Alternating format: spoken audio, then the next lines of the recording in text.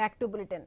కడప నూతన మేయర్ ఎన్నికల్లో టీడీపీ పాల్గొనడం లేదన్నారు పొలిట్ బ్యూరో సభ్యుడు జిల్లా అధ్యక్షుడు రెడ్డప్పగారి శ్రీనివాసులు రెడ్డి. కార్పొరేషన్లో అవినీతి చేశారని రుజువు కావడంతో డిప్యూటీ మేయర్ను ఇన్ఛార్జిగా నియమించారని తెలిపారు.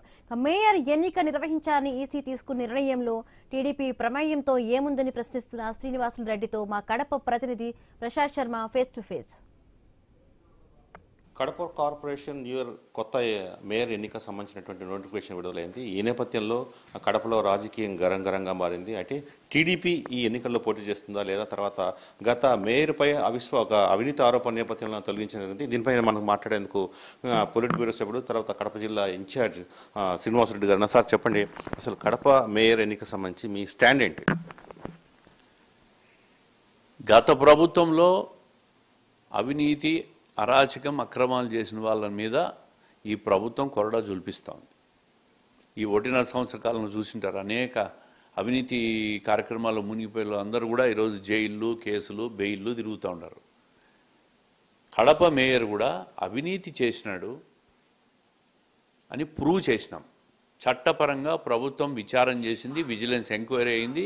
విజిలెన్స్ ఎంక్వైరీలో ఆయన అవినీతి చేసినాడని చెప్పి ప్రూవ్ చేసినారు, తొలగించినారు. అనేక కోర్టు కేసులు వేసినాడు దాన్ని స్టే చేసుకోవాలని. అయినా కోర్టులు అన్నీ కూడా ఆయన ప్లీలన్నీ కూడా డిస్మిస్ చేసింది, ఈరోజు తొలగించింది. ప్రభుత్వం విధానపరమైన నిర్ణయం ఏంటంటే తాత్కాలికంగా ఒక డిప్యూటీ మేయర్ని పెడతారు. డిప్యూటీ మేయర్ ఉన్నాడు.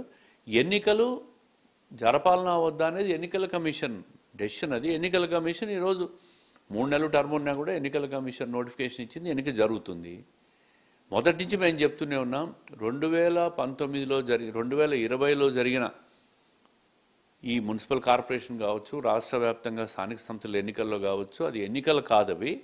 అవన్నీ కూడా ఒక ప్రహాసనంగా రిగ్గింగులు చేసుకొని భయభ్రాంతులు గురి చేసి నామినేషన్లు చించేసి ఏకగ్రీవం చేసుకునే ఎన్నికలు.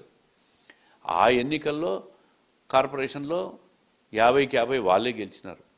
అయితే ప్రభుత్వం మారిన తర్వాత ప్రభుత్వ విధానాలకు వాళ్ళకి నమ్మకం ఉండి మా వైపు 8 మంది అభివృద్ధి కోసం కావచ్చు, ఈ ప్రభుత్వం పట్ల, ఈ ప్రభుత్వ విధానాల పట్ల ఒక అభిప్రాయంతో 8 మంది కార్పొరేటర్లు మా పార్టీలో చేరారు.